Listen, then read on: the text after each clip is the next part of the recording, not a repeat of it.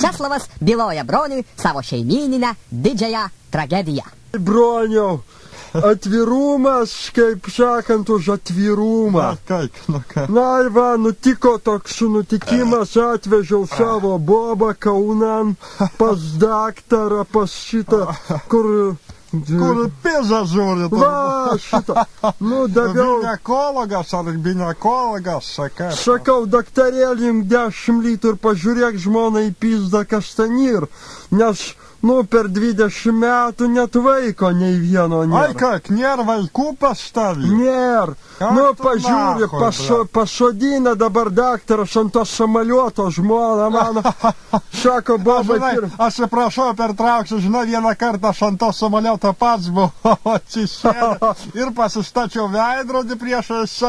Ale, ką tu žinotum, kaip gerai atrodo ta vieta, kur bibysų šiknas sauga. Ale, jokiausi, nu, tai atsiprašau, kad pertraukau, kas toliau buvo. Nu, tai sako žmonės, pirmą liepę nusipraust, o po to pasižiūri. Turbūt smirdėjo kokio tai žuviem, ble, tavo žmona, taigi pizda, ble, yra. Visas kamas gavarydavo, ble. Niekam neįdomu, kaip sako. Pasižiūri ir sako, kai žmona celka dar yra. Sakau, tai kaip celka, palauk. Tai palauk, tai tu ją per šikną varai visą gyvenimą. O negi pro kitur galima dar.